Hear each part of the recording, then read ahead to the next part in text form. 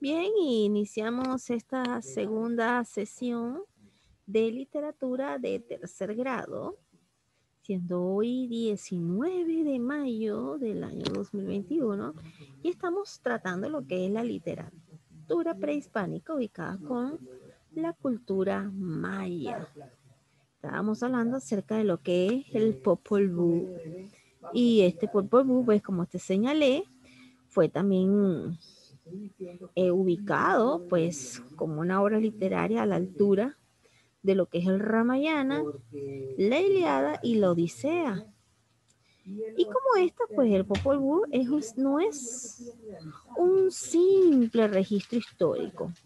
Es al final de cuentas, como bien lo ha dicho el señor Christensen Aya, el autor del reciente estudio, pues que es una declaración universal sobre la naturaleza del mundo y el papel del hombre en él. El contenido del Popol Vuh se puede dividir en varios apartados, y entre el primer apartado pues es la creación, donde señala que en esta parte pues los dioses hacen surgir del mar primordial los valles y las montañas y crean las plantas y los animales. Entonces deciden crear a seres que los veneren y les hagan ofrenda. Los tres primeros intentos fracasan. En el primero las criaturas son los animales de cuatro patas y las aves, como son incapaces de hablar, deciden hacer un segundo intento, y entonces aquí se forma una criatura de lodo, pero esta se disuelve al mojarse. En el tercer intento pues hacen hombres de madera, pero estos son incapaces de venerarlo porque, bueno, por lo que deciden castigar su soberbia con un huracán y provocan que pues los animales pues las herramientas de piedra se vuelven pues en contra de ellos. Los monos son los descendientes de aquellos hombres de madera. En el cuarto intento logran su propósito y crean al hombre, al que forman con maíz. Estos hombres que saben cumplir sus obligaciones con sus creadores son capaces de ver todo en el tiempo y en el espacio, por lo que los dioses deciden nublar su visión. Y esta es la humanidad que ahora puebla la tierra. Esa es la primera parte del Popol Vuh, de la creación. Luego le sigue los seres divinos. Además del reencuentro de la creación del mundo y los hombres, pues en el Popol Vuh se relatan las aventuras de los héroes divinos, que limpian de obstáculos para el hombre, el mundo, y establecen las pautas de conducta adecuadas para la humanidad. Pues en esta parte del libro los protagonistas son varias parejas, comenzando por Pillaco y Mucané, seguido por sus hijos, nueras y nietos. Y es que Pillaco y Mucané fueron los primeros guardianes de los días y los adivinos que interpretaban los augurios del calendario sagrado de 260 días para ese entonces. Sus dos hijos, quienes llevaban los nombres de dos de las fechas de ese calendario, fueron uno, Unapú, y siete, Unapú. Y los primeros hijos de Unapú eran los gemelos, uno mono y uno artesano. Y se convirtieron en los patronos de todas las artes, incluida la escritura. Tiempo después, uno y siete Unapú crearon juntos a otra pareja de gemelos llamado Unapú Balanque, cuya madre fue Ki, hija del señor del inframundo.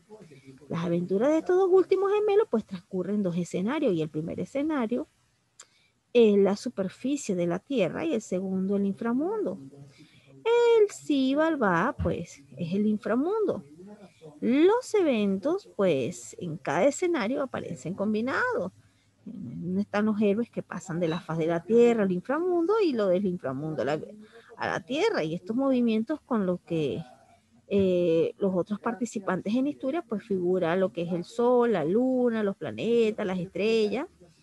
Y al final de esta saga, pues Unapú se eleva para convertirse en el Sol y es seguido por Balanque, quien asume el papel de la luna llena. También habla acerca del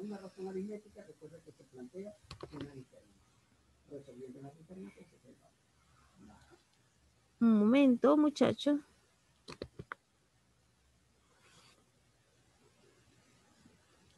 Bien. Entonces, en otro de los escenarios, pues está la historia del linaje de Quiché, donde trata el resto del libro, donde el resto del libro, pues relata la historia del linaje de él, cuyos fundadores se encontraban entre los primeros seres humanos. Y las imágenes se muestran, pues, como una grande de las obras realizadas por Diego Rivera para ilustrar una traducción de lo que es al inglés el Popol Vuh, realizada por Weterwack, quien solicita a Rivera pues estas acuarelas, pero no llegó a publicarlas. Ahora bien, eh, como te pudiste dar cuenta, es un libro místico. Y ahora aquí pues tenemos un breve esquema de que copia en tu cuaderno lo que es que el Popol Vuh. Pues en el Popol Vuh el mundo no era nada. Había un gran padre que era el creador y una gran madre que era la hacedora de forma, y estos eran dioses. El gran padre y la gran madre generan vida con la intención de ser adorados por sus creaciones. ¿Cuáles son estas creaciones? Bueno, aquí tenemos que generan la vida pues en la tierra, con los animales y el hombre. Entonces, en relatos anteriores de esta segunda sesión, te hice lo que fueron los escenarios que se dieron, de lo que para ellos fueron la adoración por estas creaciones. O sea, ellos crearon seres para que esos seres lo adoraran a ellos. Entonces, gran padre y gran madre crean seres. Estos seres que ellos crean, ellos lo hacen para que los adoren, pero en el medio de que iban creando estos seres para que los adoraran, se dieron cuenta de que por lo menos el hombre de madera no lo adoraba. Y es que era como algo rígido, pues entonces en vista de su soberbia, pues de que el hombre de madera no adoraba a sus seres creadores, pues lo convierten en un huracán, en una catástrofe. Un momentito. Bueno, te estaba diciendo que este es el curso de matemáticas, siendo hoy un día miércoles, vamos a hacer, y estamos 19 de mayo. Te recuerdo que es nuestro, que es el encuentro virtual, por eso que tenemos una la y esta es la sección 2. Justo en la sesión A había una. Ya está la chica bajando. Hay que dejarlo para darle su cierre completo, lo dejamos por aquí. Bien, muchachos, disculpen aquí la ausencia, no el timbre. Y bueno, me tocó abrir la puerta. Entonces, ellos crearon a este hombre de madera, pero vieron que este hombre de madera pues era incapaz de adorarlo, porque era de madera, obviamente, ¿no? Entonces convirtieron en un huracán a este hombre de madera y bueno, eso fue el símbolo de que, bueno, no me quieres adorar, bueno, te creé fue para que me adoraras, ahora no me quieres adorar y bueno, en fin.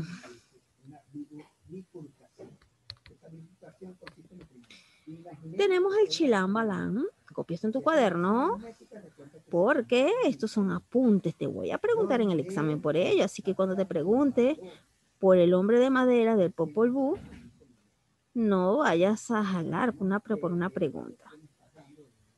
Ahora, en el caso del Chilambalam, muchas de estas preguntas y de estas horas que se están presentando van para el examen, tómenlas a consideraciones.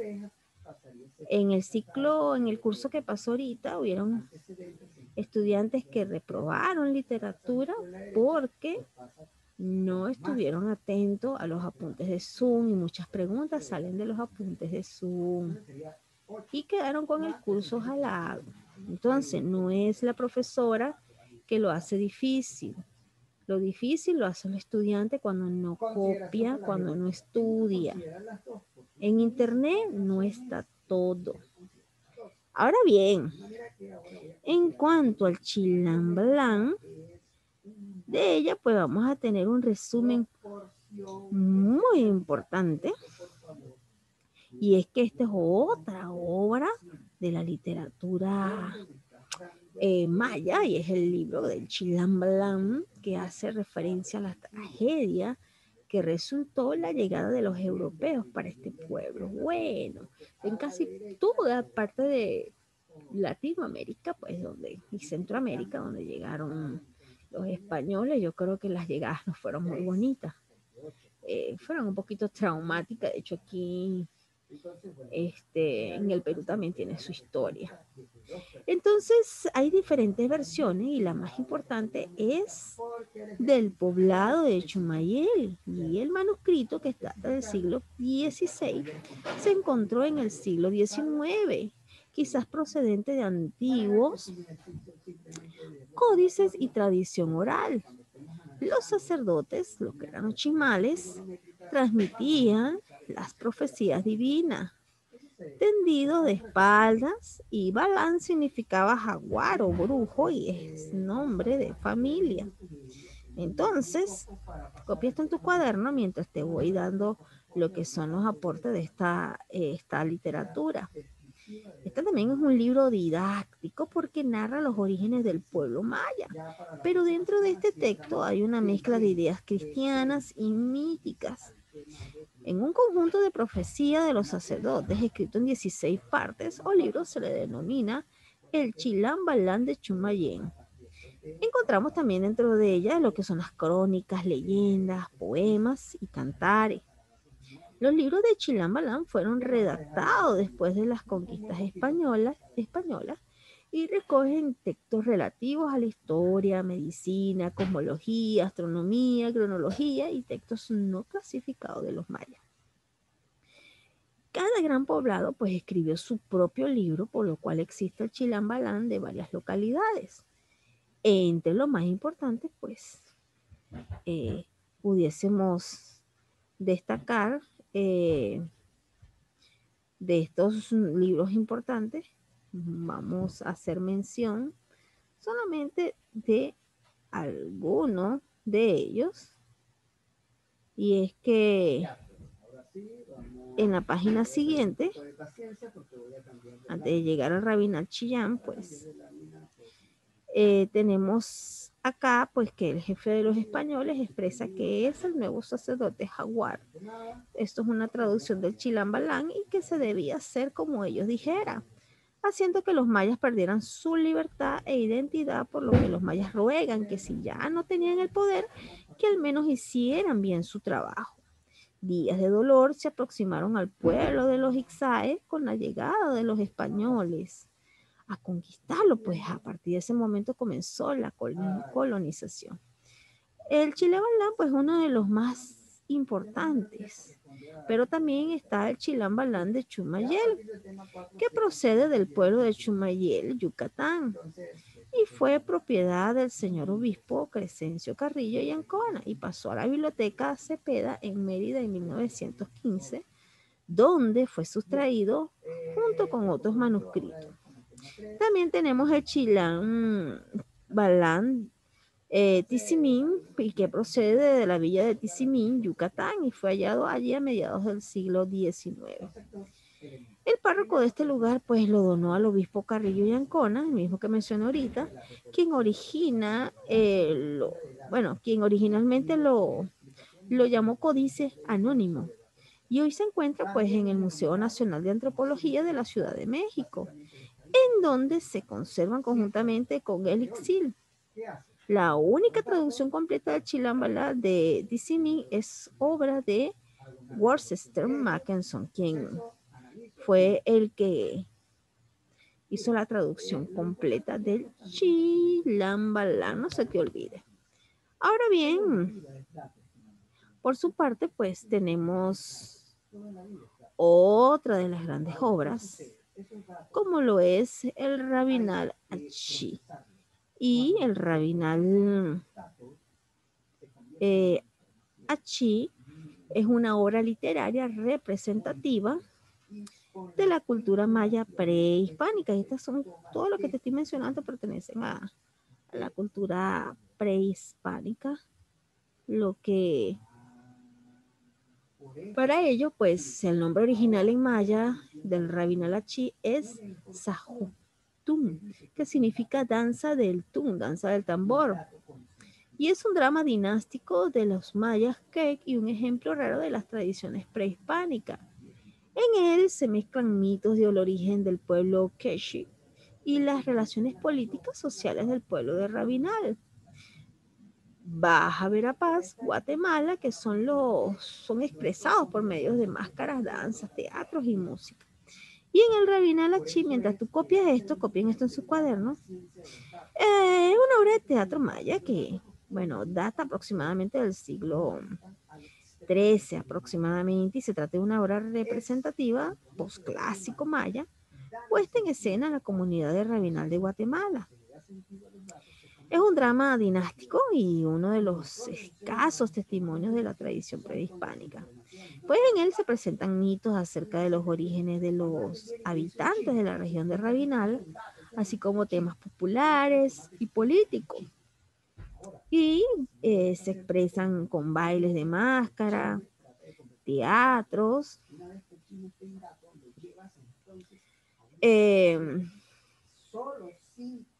Un momentito, por favor, tengo una cierta inestabilidad. Bien, su contenido pues parece ser la única esfera en el sustrato cultural indígena que no desapareció por la cultura cristiana. Y además pues se conservó e impuso sus formas eternas.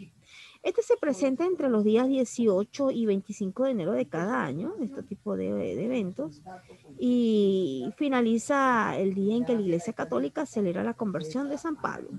Ese mismo 25, es decir, el baile es presentado en honor al santo patrono de Rabinal.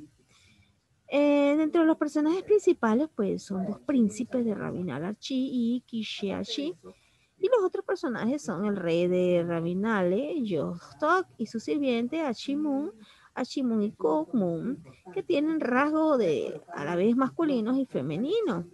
Y la madre de las plumas verdes, Uchuku, Uchuraxon, 13 águilas y 13 jaguares que representan los guerreros de la fortaleza de Kayu Quiché. Allí es capturado y procesado por haber intentado raptar a los hijos de Rabinalek y una gran violación de la ley maya. Entonces, dentro de esos sucesos, pues, narra que un guerrero del linaje de Nima Quiché, jefe de Cunén y de Yahul llamado Quichiachi, ha estado atacando a Cayu, la fortaleza de los Rabinal, y ha logrado capturar al señor de Rabinal, a Ojotok. Sin embargo, su éxito es detenido por Rabinal Achí, quien logra liberar a Ojotok y captura a Quichiachi, y a Quichiachi se le ofrece perdonar la vida si ofrece vasalle a Hauyoto, pero este se niega y prefiere morir antes de humillarse, así que se le concede su último deseo. ¿Cuál es ese último deseo? Probar fuerzas de combate con los guerreros, águilas y jaguares de Rabinal.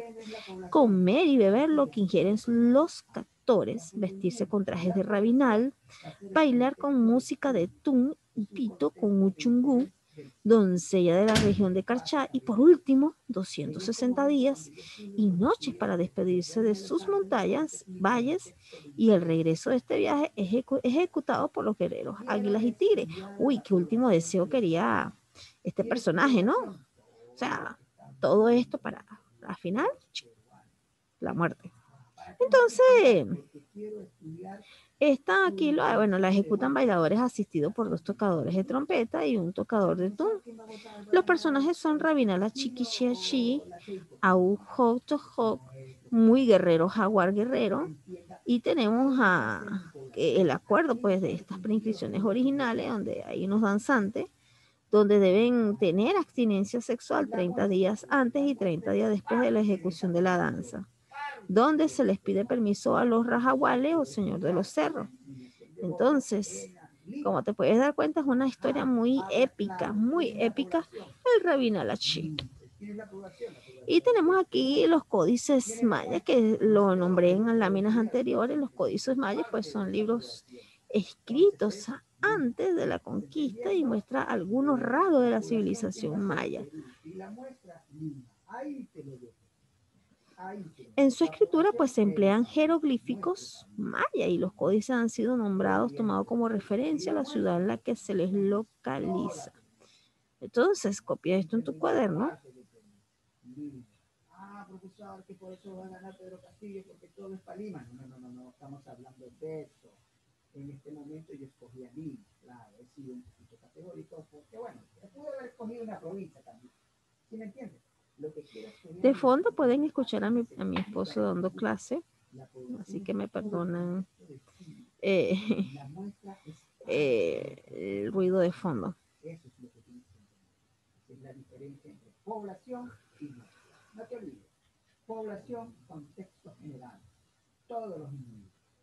Muestra parte de ese contexto. Mira, el dibujito está bien, bien focalizado. Muy bien. Entendiendo ese concepto, seguimos avanzando. Avanzamos con la siguiente lámina. Y aquí tenemos lo que es el códice de Dresde. En la clasificación, la estadística puede ser descriptiva e inferencial. En el caso de la descriptiva, También tenemos el códice de Arequipo. Y para ello, pues, el códice de es un calendario mostrando qué dioses influyen en cada día. Explica detalles del calendario maya y el sistema numérico maya. El códice está escrito en una larga hoja de papel que está doblado de forma que se crean 39 páginas escritas en ambos lados. En cada una de estas páginas se encuentran 4 columnas, cada una con 30 de los signos utilizados en el calendario de 260 días llamado Sol King. Cada uno de los signos representa el día en el Sol King en donde ha comenzado una posición particular de uno de los 5 periodos de Venus que contemplan 8 años de 365 días. Las 4 columnas de cada página en particular representan a Venus en su posición como la conjunción superior, la estrella de la mañana, la conjunción inferior y la estrella de la tarde. En la parte inferior de cada página se muestra en número maya el número de día de cada periodo. Copia esto en tu cuaderno y mientras te voy a dar ciertos aportes de disculpen un momentico, tengo un ligero malestar en lo que es la garganta. Ahora bien, mientras copias eso en tu cuaderno, te voy a pasar otros datos interesantes de lo que es el códice. Entonces no te olvides, las descriptivas indicas el porqué, la inferencial, las predicciones. Un dato interesante mientras copias eso en tu cuaderno es que el códice de Dresde tiene un valor y uso histórico y artístico y es parte esencial del patrimonio cultural de la península de Yucatán. Eh, Junto con el Códice Madrid, el Códice de París, el Códice Grolier, el Códice de Dresde, pues tienen un valor histórico como les señalé. Ahora bien, ya te indiqué que el Códice de Dresde pues es una especie de calendario. Entonces, el Códice de Dresde recibe este nombre por la ciudad alemana de Dresde, que es donde se encuentra. Y aunque su origen específico es conocido, diversos expertos lo han identificado como maya. Y diversos elementos pictóricos sugieren que probablemente provenga de la península de Yucatán. El Códice de Dresde es un libro ritual con calendarios sagrados que incluye el panteón maya yucateco, como menciona Salgado Ruela. Entonces, el códice es un documento representativo de lo que es la riqueza plástica de lo que es de los mayas, una gran obra de arte, una pieza importante. Y en este manuscrito, como te señalé, presentan fechas sagradas, acciones, cualidades y posiciones divinas en el objeto de regular y armonizar los ciclos celestes. Entonces, los especialistas pues señalan que el Dresden fue creado para usarse en actos religiosos y rituales que dotaban de poder a quienes lo usaban debido al manejo del conocimiento. Wow, qué interesante, ¿no? Qué inteligencia tenían estos personajes. ¿Y por qué el códice de Dresde está en Alemania? Una de las preguntas que que se hacen algunas personas, y es que la Fundación para el Avance de los Estudios Mesoamericanos señala que Johann Christian Guxe, director de la Biblioteca Real de la Corte de Dresde, obtuvo el códice en el año de 1739 creyendo que era un libro mexicano. Y en 1740, pues el manuscrito apareció en el inventario de libros entregados a la biblioteca. Para en el año de 1744, Guxe declaró que el anterior propietario del manuscrito era un particular de Viena.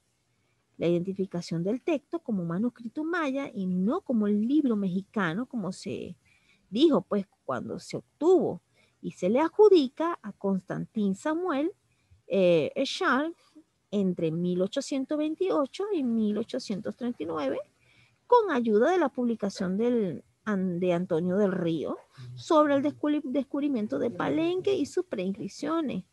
Por eso es que es la pregunta, ¿cómo llegó el códice? O sea, porque el códice de Dresde está en Alemania. ¡Wow! Entonces resulta ser que había sido tomado como una obra simple mexicana y resulta ser que era una pieza de arte que tenían ante sus ojos. El Códice de Madrid, te mencioné varios códices y vamos a ir analizando poco a poco. Hoy estamos con la cultura maya y el códice, pues, el Códice de Madrid, pues, aquí en la, aquí puedes ver en la siguiente lámina, pues habla sobre horóscopos y tablas astrológicas y es el producto de 8 diferentes escribas. Tiene 212 páginas que se separan en 2 secciones conocidas como el Códice Troano y el Códice Cortesano. Y por acá, pues, mientras apuntas eso en tu cuaderno, trata de apuntarlo porque de aquí saco las preguntas para el examen. El Códice de Madrid, pues, también muy interesante, pues.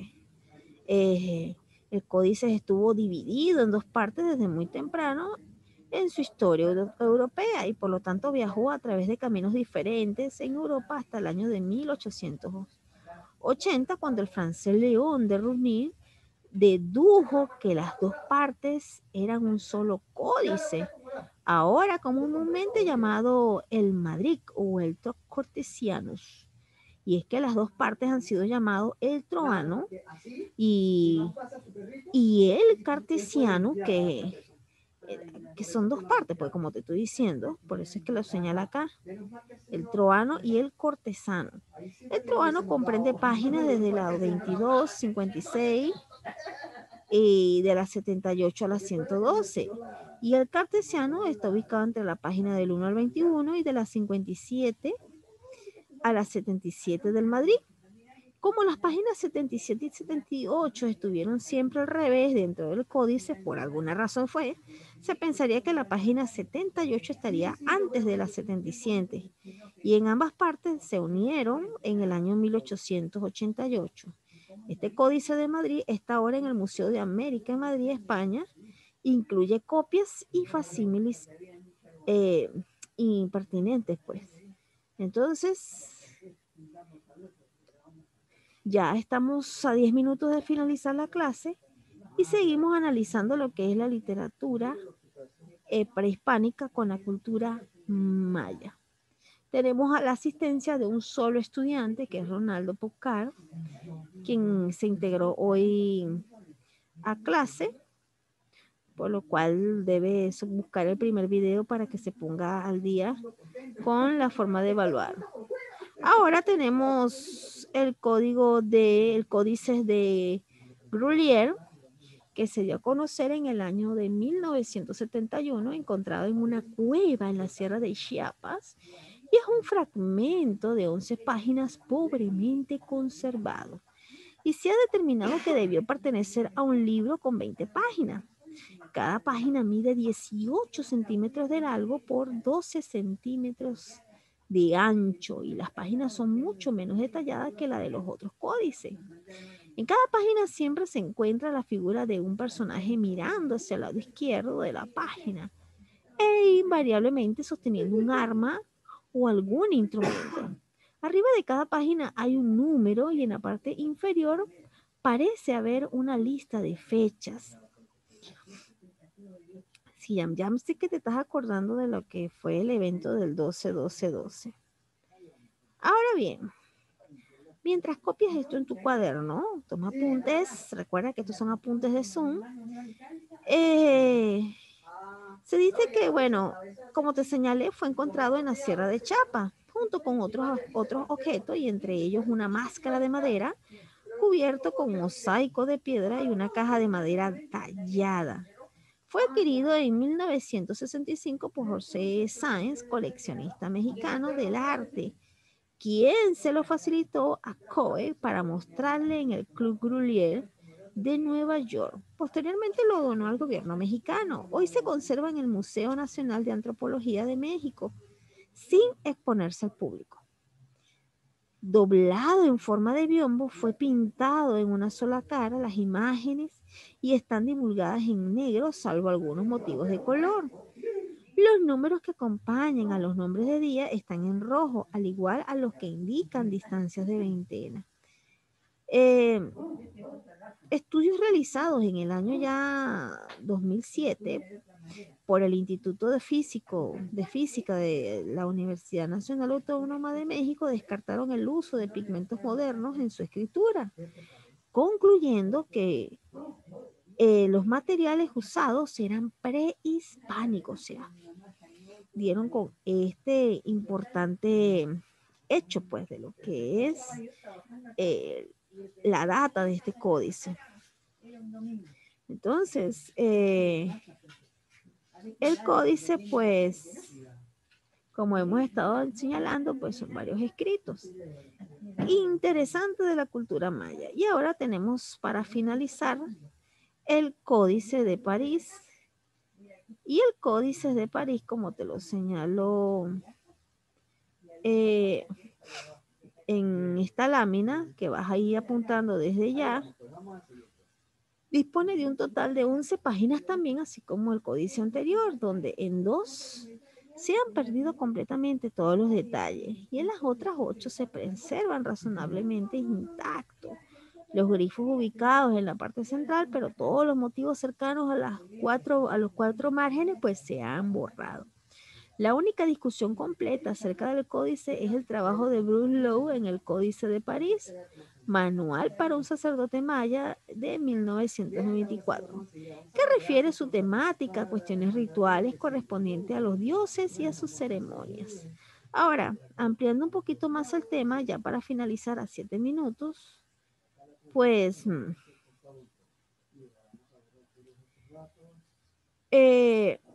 este códice de París, también denominado Códice Peresiano o Códice Pérez, es un códice datado, aproximadamente entre los años 900 después de Cristo y 1521 después de Cristo, perteneciente al arte precolombino, en concreto al arte maya. Se trata de uno de los 4 códices existentes de la cultura maya y fue hallado en el año de 1859 por el etnólogo lingüístico y el autor francés Louis Lum Prunel de Rosny. Lo halló en una canasta de papeles viejos situada en la esquina de una chimenea en la Biblioteca Imperial de París. Resaltar que el códice se encontró con un documento, un papel que lo atribuye a la colección de documentos coloniales mayas reunido por Juan Pío Pérez. Aunque el códice ha sido estudiado por un periodo aproximado de 25 años, pues no se sabe cómo el documento llegó a París. Porque si la cultura maya estuvo de este lado del mundo, ¿por qué te aparecieron muchos documentos en Madrid, en Alemania? Y ahora tenemos acá, mira, wow, París. Entonces, el códice fue elaborado en el norte de la península de Yucatán y los investigadores piensan que podría haber sido pintado en Mayapán gracias a las comparativas realizadas con las pinturas murales de la costa oriental y de un centro urbano. Pues, el códice consiste en una tira de una longitud de 140 centímetros y una altura de 23.5 centímetros. Está fabricado en papel de corteza, es decir, algunas de sus páginas están fabricadas en fibra de hojas de coicabra, que es una ligera silvestre, y o también pues tiene hojas de maguey. También destaca que las páginas se encuentran recubiertas por una capa de yeso de cal o de un material tipo tiza y se encuentran dobladas en 11 hojas pintadas por ambos lados formando un total de 22 páginas. Los investigadores piensan que pudo haber existido una hoja adicional, pero se perdió en el siglo XIX.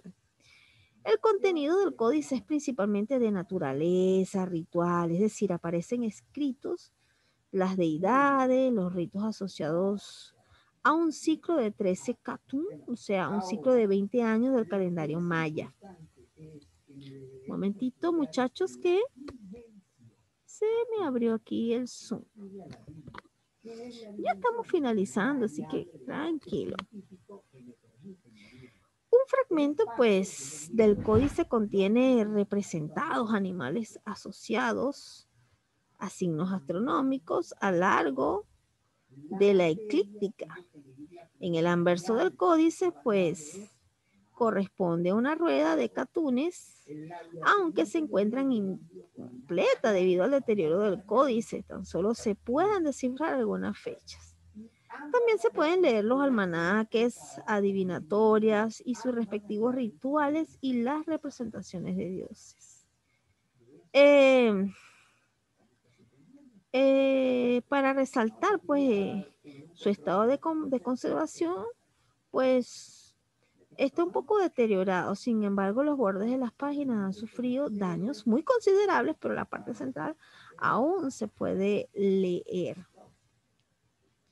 Entonces, ya a 3 minutos de terminar esta clase, pues hoy hemos estado en literatura hispánica. Miss, ¿dónde está eso? Pues estamos ubicados en el libro, este es el libro de literatura de tercer grado. Estamos ubicados en la página 7, Historia de la Literatura Prehispánica. Y bien, aquí podemos verla, o lo que es una sinopsis que te voy a hacer, y es que siglos antes de la llegada de los españoles existía en el continente americano áreas pobladas por gran variedad de pueblos indígenas muy civilizados y de culturas intermedias. Y entre ellas pudimos hacer mención de los mayas en Guatemala y Yucatán, el de los aztecas en México y el de los incas en el Perú, que han dejado un legado artístico admirable. Templos, palacios, cerámicas, esculturas, pinturas, industria del tejido, orfebrería y tallas de madera. Hoy hemos estado tratando lo que es la civilización maya. Sin embargo, no hemos terminado el tema, por lo que en la próxima clase del día lunes estaremos dando continuidad a esta clase. No voy a asignar actividad domiciliaria, pero sí solicita el libro a la señora Juana o a la institución para que tengas el libro y puedas ir estudiando. Recuerda los apuntes de Zoom, recuerdan que el lunes se entra puntual, 5 minutos nada más de espera doy. Así que ya hemos terminado la sesión de clase, ya pueden hacer la debida desconexión y nos vemos el día lunes. Cuídense. Y para hoy solamente, antes de terminar, tenemos la asistencia nada más de Ronaldo Paucar. Así que bueno, muchachos, puntualidad y vamos a asistir a nuestras clases. No lo dejen para última hora.